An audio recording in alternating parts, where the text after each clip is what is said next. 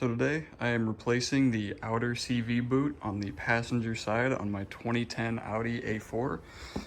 Because as you can see, like under here, it's a little gross and it's slinging grease everywhere. So really all you need is some basic hand tools. It doesn't hurt to have some light, and power tools are great also. But really the only specialty thing you need is a 19mm Allen socket for the axle bolt right there. That's really all the special stuff you need. Don't knock my knockoff wheels. So now with the wheel off, you're going to want to either one, eat your Wheaties, or two, make sure your impact is on the highest setting. And then if you have a Southern car, after about, I don't know, one trigger pull you'll have it. But living in the North, you gotta throw the old screwdriver in there, it'll come out. Now on the passenger side, it's a little more difficult because you have to take this pinch bolt out, which is notorious for seizing in there. But it should be all right because when I put my coilovers in, I did put anti-seize on here, so it shouldn't be too hard. But on the passenger side, you have to do this to pull the knuckle down to give the axle enough room to move out. But on the driver's side, there should be enough room and play in the CV joints where you can just slide it out of the hub. And just like that, because of what I did last time, came right out. Just have to clamp some pliers around here and tap this with a hammer. It's still under some tension, but every time you do this job, you do want to replace this bolt. I just didn't last time because I'm cheap and I probably should have. And with that bolt out, you just want to get these two upper control arms out of here, which should just come off with a little bit of persuasion. I'll have to do it. I can't really do it one-handed, but they're moving. They should just come out. Just a couple taps. With just a couple little taps, they came right out, and the hub is able to move left and right and forward and back. But I did put them back in here a little bit because I'm gonna have to go lift up the other side so I can turn this to better get to the bolts that hold the CV axle to the transmission. So I didn't actually end up lifting the other side because I can get to them without turning the wheel. Just grab your M10 triple square. It's not a Torx, it's not an Allen, it's a triple square. And you can fit it, let me change hands real quick. But you can fit it right under here, fit it right there, which just gives you enough to put your little M12 stubby on, or a ratchet. But I like spending money, so I have cool tools. Slight change of plans. Those were a lot tighter than I thought, and after struggling for a while, somehow managed to fit an extended bit and the high torque in here. So far so good. One down, 5 to go.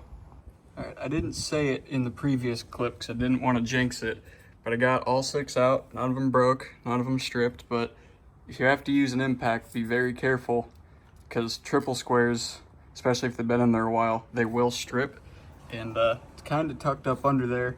Not a whole lot of options you could do to get those out after it does. So I will definitely be replacing these. And once you take this bolt all the way out, what I had to do is I had to thread it into the axle a little bit and give it a couple taps with the hammer to break it loose from the spindle in here, but it wasn't too bad. But after that, you might want to have to tap on the axle just a little bit because it could be kind of corroded to the flange on the front diff here, but it's just a couple light taps, broke right off. And after you do all that, just kind of wiggle this around where you get the most play out of it. Just be careful not to pull out the CV joint inside this axle, because if you pull this out, you're rebuilding this side too. Well, I guess if it already needs rebuilt, go ahead, do whatever you want. But yeah, after a little bit of wiggling around, it comes right out. Really no problem at all. So I'm going to take this home and rebuild it because I'm not doing it in my storage unit here. Okay, so back at home, we have the axle on the ground here. And your first step here is going to be to remove these 2 clamps, and you can go ahead and cut this boot because you're replacing it anyway. I'm replacing it with this kit I got from GKN. It comes with the circlip that goes on the inside of here. You'll see it once you take the CV joint apart. It comes with obviously your new boot. It's the whole reason you're replacing it in the first place. Both clamps, both the big one and the small one, and a new bolt, which you will have to replace because the one you took off is a one-time use bolt. It is a torque to yield, so that means it stretches when you torque it. The old one cannot be reused because it will not hit the right torque spec if you reuse it. Also comes with 2 packs of grease you're going to use. There's a knife to cut the boot. I'm gonna try prying the clips off with the screwdriver. I've had some luck doing it in the past, but if not, That's what the angle grinder's for. But other than that, really some brake cleaner, a few rags to clean all the grease out of the CV joints here is really most of what you're gonna need. So after messing with it for a minute, I did just decide to go up the angle grinder route because I didn't feel like messing with it anymore. It just took the old razor knife straight to the boot, cut it off. And I highly recommend having some rags because this stuff gets absolutely everywhere. This shirt was white minus the writing, obviously.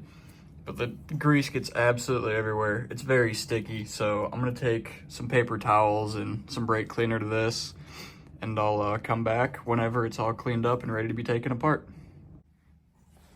So I went ahead and used most of a can of brake cleaner, and you can see the joint itself now. It's not perfectly clean, but I got most of the grease out of the way so this job doesn't turn super messy. But now your next step is gonna be where these little lips right here. You might have to work it back and forth, but you're gonna take either a brass punch and a hammer, or in my case I have a dead blow. Let's go ahead and tap on these and then rotate the joint. Tap on these because there's a little circlip down here that's holding this little yoke guy together. So once you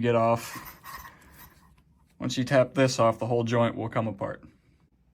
So after a little more beating than I had thought, these things are really in there. This little circlip holds it in pretty good. Make sure you get that out whenever you take this apart because you're gonna replace it with the one that's included in the kit, wherever I put it. There it is. It goes right in this little ringland here. I just used a flat head to pry it out, but once you get all that, knock that off. The axle cup will separate, and here's all your ball bearings and other pieces inside. I'm gonna go ahead and take a second to clean all this up. I'm gonna look at all the bearings, look at all the races and stuff for the ride, make sure they're not damaged. But because I caught my axle leak early and it was only at like the very base of it, I don't think too much road grime and stuff got in here. But depending on how long yours has been leaking and where the rip is at, there could be a lot of debris in there you definitely want to get out because this is a sealed system and it'll just be rolling that dirt around in there and it'll cause your CV joint to wear out faster. But it was definitely a little harder than I had expected to get off. You definitely want to use either a dead blow hammer or a brass punch on this part right here because rubber and brass is a lot softer than steel and you don't want to mess this up or else you're going to be buying a whole new joint. But I'm doing this out of my storage unit and my basement floor with basic hand tools, so this really shows it's not a very hard job. Anybody can do it. It saves you so much money in buying a new axle, because I think a new genuine one of these is like $1,600, which is absurd, and I'm doing it for, I think I got this kit for 16 bucks. So with everything fully disassembled, I went ahead and cleaned it up a little bit, checked all the surfaces. This looks normal here, especially with the axle having, I think, probably over 100,000 miles on it. I'm pretty sure this one's original, but it looks normal. There's no score or gouge marks or excess heat anywhere. So I'm gonna go ahead and rebuild this one. So this is where the reassembly process starts. This is where we're gonna start with the grease. I'm gonna put a little bit inside of here. So when we put all the, the inner and outer race back in, there's grease under it. And I'm trying to do this. I'm trying to explain what I'm doing because I only have two hands. I don't have a tripod or anything to set my camera up on. So I'm trying to explain what I'm doing before I just go ahead and do it so you know the process if you're doing this yourself. So I'm gonna go ahead and put a little bit of grease in here, and I'll be back when I'm assembling the bearings. All right, so don't be scared to use a little bit of grease since you're pretty much gonna use both of these little tubes included. So I'm gonna try and set my phone up on a paper towel roll and see if I can show you how I'm putting these bearings together.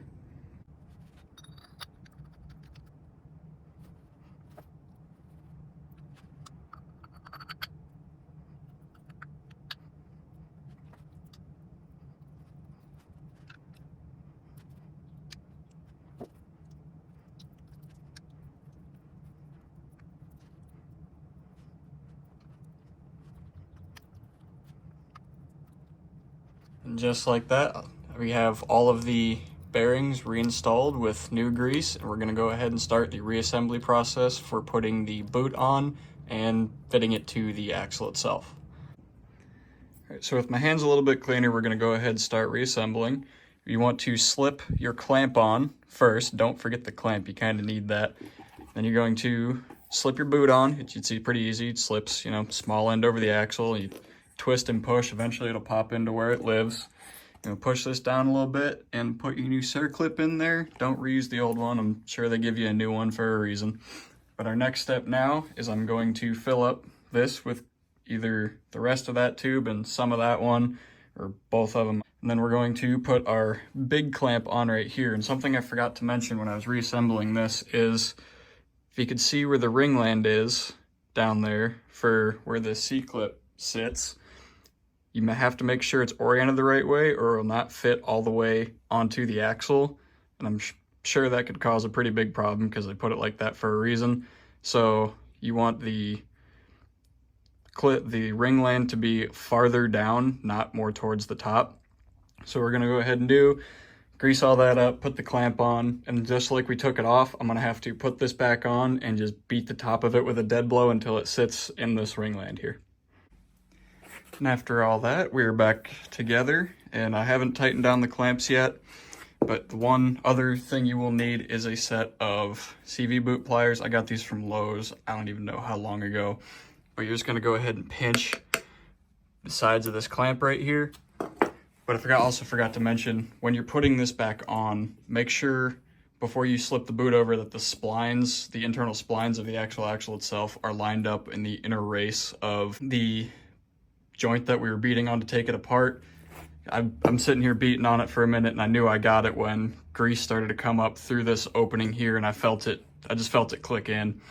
And with this clamp down here, there is a spot that you'll feel the boot itself kind of lock into when you slide it over. You see I can't really move it up or down because that's where it lives, so you want to clamp it right there. And yeah, after we clamp that, this thing will be all redone and ready to go back in the car. And after all that, our clamps are tightened. You want to squeeze pretty much everything you got on these pliers. You're not going to cut through them, but you definitely want this super tight so no grease leaks out. But yeah, after that, you should be able to wiggle it every direction. If you can't wiggle it one direction, something got messed up, but you can definitely wiggle 360 degrees, and that's what you want. So back to the storage unit we go to put this back in the car and finish the repair. So we're back with the new axle ready to go back in. Well, not new axle, but rebuilt axle. So I'm gonna go ahead, I'm gonna take this bolt back out. I just put it back in as a holder so I could put the wheel back on the car and set it down when I wasn't here. But I'm gonna go ahead, I'm gonna put the axle in. I'm gonna throw the big bolts in here. I'm gonna put all the little 6 bolts there, and I'll be back. So here we are with it back installed. It fought me a little bit going in, but I ended up taking these 2 little plastic nuts out. There's only 2 of them. They're 10 millimeter. This piece slides out. It gave me a whole bunch of room to get this in. But I went ahead, took these back out, so I could move it, fish the axle back in, took this guy off, and I torqued the 6 bolts that hold it to the differential to 60 foot-pounds. But this one's gonna be fun because this is 150 foot-pounds plus 180 degrees of rotation. So I'm gonna go ahead, I'm gonna torque this, and then I'm gonna set my camera up so you can watch me struggle trying to get the 180 degrees out of it. With our torque wrench set to 150 foot-pounds, make sure you give it that's torqued. Now what we're gonna do is we need to since this is a torque to yield bolt, they need additional rotation to stretch the bolt essentially. That's why they're one-time use bolts, because they stretch when you do this. So now you're gonna take a marker, you're gonna mark your bolt. You can do it any orientation you want. I'll do straight up and down, and then 180 degrees opposite. So this mark, after being torqued to 150 foot-pounds, you have to get this mark all the way over here. Now, I've read a lot that a lot of people aren't able to do this, so I'm gonna give it my best shot and we'll see how that goes. I'll set my camera up so you can watch me. All right, let's see what I can do here.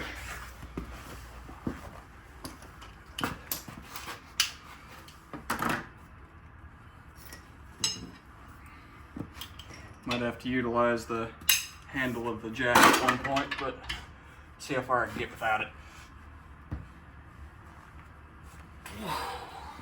Probably about 30 degrees, maybe.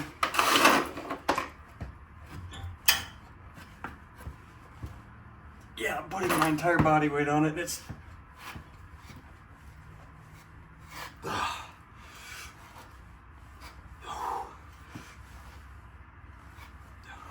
About 90. Halfway there, huh? See how much farther I can go. A little bit of persuasion here. I'll break this cheap ass breaker bar. I'll scratch my fender in the process.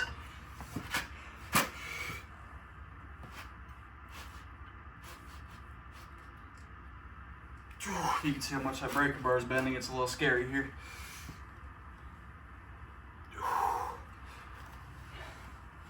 Almost there.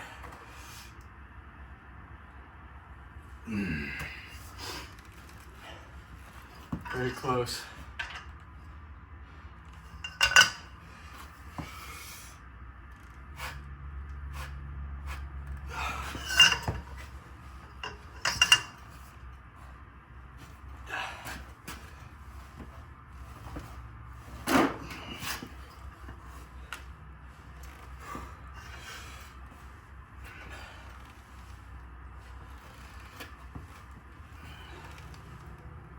There we go. 180 degrees. I actually managed to get all of that. If you look, mark was right here. Now it's down there. I actually got the proper torque on here, so here's to hoping I didn't forget anything and have to undo that and redo that, because that wasn't as bad as I was expecting, but definitely not easy. I should have forgot I brought the 1/2" impact. I don't know why I didn't think to use that first, but oh well, maybe next time. Here we are, moves under its own power. Let's go give it a test drive, make sure there's no noises or anything weird going on. Just make sure it works. Sorry I didn't show much of the installation. It's pretty much the exact opposite of what you did to remove it. I'm kind of on a time crunch to get the car to pass emissions, but the exact opposite of what you did to take it out. So